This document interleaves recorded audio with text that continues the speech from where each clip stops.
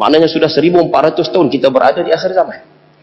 Dan di dalam hadis yang lain, riwayat daripada Nu'man bin Bashir, baginda menggambarkan akhir zaman ataupun fasa akhir zaman ini boleh pecah pada 5. Saya sebut ringkas-ringkas sebelum kita nak bahas tajuk ni. Nabi sebut bila masuk fasa akhir zaman, kamu akan lalui fasa nubuwah, fasa kenabian, satu. Kemudian kamu akan lalui fasa khilafah, 4 khulafa'ur rasyidin, ada yang mengatakan 5 khulafa'ur rasyidin, Abu Bakar, wa Umar, wa Uthman, wa Ali, wal Hasan bin Ali radhiyallahu anhu ajma'in. Baik, khalifah 30 tahun. Baginda sebut kamu akan lalui fasa khilafah, 2. Kemudian Nabi sebut kamu akan lalui fasa mulkan 'adhan, pemerintahan yang menggigit. Menggigit, 3. Kemudian Nabi sebut kamu akan tengok akan berlaku satu pemerintahan mulkan jabariyan, pemerintahan bermaharaja lela. Kemudian bila selesai fasa yang keempat, dia akan mari fasa yang kelima, mulkan adlan, pemerintahan yang adil. Selesai Nabi SAW sebut 5 perkara tersebut, kata Nu'man bin Bashir, summa sakata. Lepas tu Nabi senyap. Nabi sebut pemerintahan yang adil, summa sakata. Lepas tu Nabi senyap. Seolah-olah kata Nu'man bin Bashir, bagi kita nak menggambarkan selepas pemerintahan adil, kiamatlah. Soalannya sekalian, minta maaf no, patutnya jawab ni duk tanya soalan dah. Soalan ni kita betul tanya. Zaman, minta maaf, fasa akhir zaman, fasa nubuwah, fasa kenabian, fasa ni selesai. Kerana baginda SAW telah wafat. Satu. Yang kedua, mari fasa khilafah 30 tahun. 4 khulafa'ur rasyidin ataupun 5 ini, fasa ni pun selesai. Kemudian Nabi sebut mari mulkan 'adhan, pemerintahan yang menggigit. Kita nak sebut fasa ini pun dah selesai. Yang mana dia berakhir 1924, Daulah Osmaniyah yang terakhir, yang dijatuhkan, yang digulingkan oleh kuasa barat. Maknanya Ustaz, zaman pemerintahan yang ketiga ni telah selesai 1924. Kita 2014, hampir 90 tahun dah fasa ketiga ni selesai. Kemudian Nabi sebut akan mari pemerintahan bermaharaja lela. Kita rasa hari ini, sebab itu kita tengok mana-mana pemimpin atas muka bumi ni semua bermaharaja lela masa mereka hidup, masa mereka memerintah atas negara masing-masing ni. Tak kira lah negara Arab kan, negara Eropah kan, Malaysia kan, serupa je lah. Boleh kono kita tolong? Jangan marah. Macam tak setuju kan, nampak gaya je lah. Boleh no? InsyaAllah. Sebut je lah. Dan Nabi sebut yang terakhir akan mari mulkan adalan, pemerintahan yang adil. Ulama sepakat, adil di sini membawa maksud pemerintahan Nabi Isa, Imam Mahdi. Dia mari zaman kelima tu pemerintahan Nabi Isa, Imam Mahdi. Masalahnya sekarang kita nak sebut dalam bahasa mudah macam ni lah. Fasa yang kelima, fasa ni belum berlaku. Tapi fasa yang kelima ni, Dajjal tak ada dah. Fasa ni yang dikatakan Ya'juj Ma'juj selesai dah. Yang dikatakan tanda-tanda kiamat kecil, tanda kiamat besar, fasa yang kelima ni tak ada dah. Kalau ada pun tak banyak. Jadi fasa yang kelima ni, fasa yang mana tanda kiamat kecil, tanda kiamat besar yang kita gerunkan itu, sudah habis. Jadi tanda kiamat tu akan keluar bila Ustaz? Sebelum fasa yang kelima. Jadi dia berada pada fasa yang keempat. Soalan dia hari ni sekalian, bukan fasa keempat ni, fasa kita sekarang kan? Allahu Akbar silah. Sebab tu kita nak sebut dalam bahasa kasarnya silah, kita sekarang betul-betul berada di dalam fasa akhir zaman. Bila kiamat, Allahu alam. Tapi fasa akhir zaman, kita sekarang sedang berada di dalamnya. Berdasarkan tanda-tanda yang disebutkan oleh Nabi sallallahu alaihi wa ala alihi wasallam. Dan ayah boleh tengok di antara tanda kiamat, ada tanda kiamat kecil, ada tanda kiamat besar. Malam ni saya minta silah, sebelum nak bahas sikit ni, nak minta dua ahli panel ni bagi panjang sikit boleh kono. Saya demam, jadi saya pendek sikit boleh. Minta kebenaran ni. Macam tak bagi je nampak gaya ke? Boleh kono. Baik. Tanda kiamat dibahagikan kepada 2. Tanda kiamat besar ada 10. Tanda kiamat kecil ada beratus-ratus mengikut pendapat para ulama. Dan ayah boleh tengok hari ni tanda kiamat kecil keluar belakang dah. Banyak tanda kiamat kecil. Kalau nak bahas satu persatu usulan tanda kiamat, Allahu Akbar. Kita rasa malam ni tak cukup masa. Tapi di antara perkara yang kita nak kongsi sama-sama malam ni usulan, yang mana tanda kiamat ini mungkin berkait dengan Gaza. Mungkin berkait dengan penindasan terhadap umat Islam atas muka bumi ni. Tak kira lah di mana sekalipun. Mungkin kita boleh tengok satu hadis Nabi sallallahu alaihi wa ala alihi wasallam. Yang mana hadis ni baik, diriwayatkan oleh seorang sahabat yang bernama Thauban radhiyallahu anhu. Thauban ni kita bagi perkenalan sikit silat. Sahabat Nabi sallallahu alaihi wasallam yang merupakan hamba. Dia hamba. Waktu baginda bebaskan dia, Thauban ini pindah ke tempat lain, keluar daripada kota Mekah. Ada mengatakan kota Madinah. Setahun kemudian dia patah balik. Dia kata, ya bila dia patah balik jumpa Nabi SAW, muka dia cengkung. Mata dia pun cengkung, lebam. Kurus kering. Sehingga baginda SAW tanya dia, kamu demam ke? Kamu sakit ke ya Thauban? Beliau mengatakan, ma bi wajak ya Rasulullah, aku tak sakit ya Rasulullah. Tapi setahun aku pisah dengan kamu, aku susah hati satu benda ya. Kamu masuk syurga ya Rasulullah, kita terjemah bahasa mudah. Kamu ke syurga ya Rasulullah. Kamu ni ahli syurga. Aku pun mudah-mudahan masuk syurga. Tapi syurga yang aku masuk tak sama dengan syurga yang kamu masuk ya Rasulullah. Kamu kedudukan tinggi, aku ni orang biasa, terjemah mudahlah. Jadi tidak ada guna ya Rasulullah aku masuk dalam syurga, tapi kamu tidak ada di dalam bersama dengan kami. Kalau aku masuk syurga, kamu tak ada dalam syurga tersebut. Tak ada apa, tak ada erti, tak ada nilai ya Rasulullah. Rupanya stone pindah keluar tu silan. Duk fikir yang tu ya. Stone sampai tu. Kita ada manusia macam tu ni. Tak ada noh. Kita semua boleh masuk syurga pun kira okey. Bawah sekali pun tak apa. Janji syurga. Tu kita silan. Tak apalah bagi kenal. Baik. Jadi Thauban radhiyallahu anhu berkata, Nabi SAW bersabda.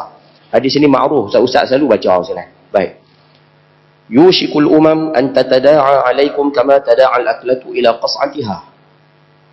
Baginda SAW bersabda, bila hampir dengan kiamat, manusia ataupun masyarakat dunia akan mengerumun kamu, wahai orang Islam, seumpama manusia mengerumun hidangan makanan. Baginda SAW bagi satu gambaran, kamu nak tengok tanda akhir zaman, kamu nak tengok satu peristiwa yang akan berlaku. Masyarakat dunia akhir zaman, mereka akan hurung kamu macam mana masyarakat hari ini hurung makanan. Ayah boleh tengok orang pergi Mekah Kenuri, macam itulah nanti masyarakat dunia akan hurung, akan tumpu pada orang Islam. Kawan ni cedok semangkuk, kawan ni cedok satu senduk, orang bukan Islam akan katok kita sekali. Kawan ni cedok dua senduk Ustaz, orang bukan Islam akan katok kita dua kali. Selesai orang yang pertama ambil, orang kedua pula datang cedok. Macam itulah masyarakat bukan Islam. Selepas seorang buat kita, yang lain pula akan buat kita. Macam mana kamu tengok orang ambil makanan dalam hidangan, macam itulah nanti bukan Islam akan buat pada orang Islam. Baginda sebut dah dalam gambaran ni. Sebab tu hari ni kita tengok orang di Syria kena belasah teruk Ustaz sampai mati. PBB tak buat apa pun. Siapa pun tak ambil kisah. Tapi Luis Suarez gigit seorang pemain Italia, kecoh satu dunia. I'm sorry to say. Tu lah. Baru gigit tu lah. Semua ambil peduli. Tak patutlah kena gantung lama lah. Ni FIFA nak gantung berapa puluh game pula kat dia lah. Gigit. Umat Islam di Syria. Umat Islam di Mesir yang kena bunuh itu. Umat Islam Palestin dah berpuluh tahun tu. Ni yang Nabi sebut ni. Kamu nak tengok tanda akhir zaman, orang kafir akan buat pada orang Islam macam mana orang rumun makanan. Sahabat-sahabat tanya, ya Rasulullah, wa min qillati nahnu yawma idzin. Awak ya Rasulullah, kami sikit kan zaman tersebut. Umat Islam tak ramai kan? Cuba tengok baginda jawab apa silan. Baginda mengatakan, bal antum yawma idzin katsirun. Kamu pada akhir zaman ni kamu ramai. Ramai. Dan minta maaf silan. Hari ni umat Islam di dunia, kalau tak silap kan, setakat maklumat kita dapat, kita sekarang majoriti. Kita sekarang majoriti dalam dunia ni. Walaupun Kristian, ayah boleh tengok mereka dengan dakwah mereka duk tarik orang masuk Kristian. Tapi rupanya di Amerika ada seorang sahabat hari tu baru balik, saja sembang dengan dia silat. Dia kata, Ustaz, di Amerika sekarang seminggu 3 orang masuk Islam. Seminggu. Kau bayang kalau sebulan 12. Tu baru Amerika sajalah. Cuba ayah cari maklumat dalam YouTube, cari maklumat artikel-artikel dan sebagainya. Antara negara-negara yang akan banyak orang Islam, negara Eropah. Yang mana mereka sekarang dulu Kristian, kemudian pakat jadi ateis belaka. dan Islam mula mengambil tempat di dalam hati mereka di Eropah. Maknanya hari ini Ustaz, umat Islam ramai. Tengok je. Tapi baginda mengatakan bal Allahumma salli ala Muhammad walakinnakum ghusaa'un ka ghusaa'is sayl. Tapi kata Nabi SAW, walaupun kamu ramai di akhir zaman, tapi kamu seumpama buih di lautan. Cuba bayangkan buih di lautan, bila ayak tolak belah kiri, dia pergi belah kiri. Ayak tolak belah kanan, dia pergi belah kanan. Ayak tak mari, dia duduk senyap di situ. Ayak mari derah, dia terpelencing ke pantai. Jadi kata macam itulah perangai umat akhir zaman. Tak ada salah. Mari budaya barat, pakat turun belakang. Mari budaya apa? Gangnam Style turun belakang. Contoh. Mari bola Ustaz, semua bola sampai subuh bola. Bangun pukul 4, tengok bola. Habis pukul 6, dia tutup TV, dia lena. Dia semayang subuh, 10.30. Sini tak ada lah tu, saya berani sebut tu. Dia gamak tutup TV tu. Tu kata tu, dia mari time bola semua. Ni yang Nabi sebut ni. Seumpama buih di lautan. Apa yang Allah buat kepada orang bukan Islam Ustaz? Baik. Bila masyarakat Islam akhir zaman jadi seumpama ni, wala yanzi'annallahu min suduri aduwwikumul mahabata minkum. Allah kata, aku balakan kamu dengan satu bala. Bala apa? Aku mula tarik perasaan gerun, perasaan takut, perasaan gentar di dalam hati orang-orang bukan Islam. Orang bukan Islam tengok dia buat. Orang Islam tengok orang bukan Islam, orang kafir tengok orang Islam. Sedangkan dulu Sayyidina Umar Al-Khattab radhiyallahu anhu bukan setakat orang kafir gerun dengan beliau, bukan setakat orang Islam gerun dengan beliau, syaitan pun takut dengan beliau. Saya pernah sebut dalam kuliah kalau Sayyidina Umar lalu sebelah sana, syaitan lalu sebelah sana. Sayyidina Umar lalu sebelah sini, syaitan sebelah sana. Sebab tu kalau ustaz mengajak kuliah di sini, dia start balik serupa tu. Lebih kurang dengan marah tu. Tengok. Cuba tengok Sayyidina Umar Al-Khattab waktu dia membuka Masjidil Aqsa di Palestin. Orang-orang Kristian di Palestin tunggu pembuka Masjidil Aqsa ni.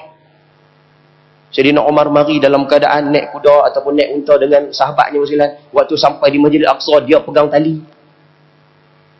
Patutnya dia lah patut duduk atas unta tersebut, baru kena kawan khalifah. Tapi tak, sampai di Masjidil Aqsa, depan Masjidil Aqsa, dia pegang tali. Kemudian pakaian pula semua koyak rabak. Koyak kan, tumpan ni lah jenis tampur tu lah. Sehingga orang Kristian menyatakan, inilah gambaran orang yang akan membuka Masjidil Aqsa yang ada dalam kitab-kitab kami. Orang yang nak buka Masjidil Aqsa, inilah gambaran dia. Dia mari dalam keadaan tawaduk, dia mari dalam keadaan cumpan camping, dia mari dalam keadaan buruk macam ni. Inilah gambaran orang. Orang Kristian gerun lah, bagi kunci. Tapi perasaan itu, makin lama Ustaz, Allah cabut daripada hati bukan Islam. Sebab tu hari ni kita tengok Allah jadikan orang bukan Islam. Bila tengok orang Islam, buat dek je. Tak tengok baru ni, minta maaf saja selit sikit Ustaz. Nak bagi pukul 9.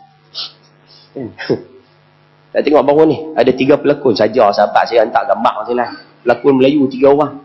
Hak tali satu ada, yang tak ada tali ada, hak jenis belah sampai paha ada. Kemudian dia orang hantar satu gambar lagi di bawah. Seorang pelakon, seorang artis lah. Bukan Islam, pakai tudung penuh. Lepas tu dia pun tanya saya, mana satu lebih Islam? Kita nak jawab pun jam lah.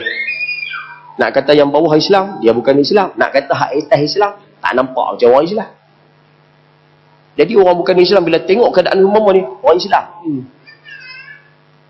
Tak betul lah. Faham ke saya duduk cerita ni lah? Macam marah nampak dia. Tengok.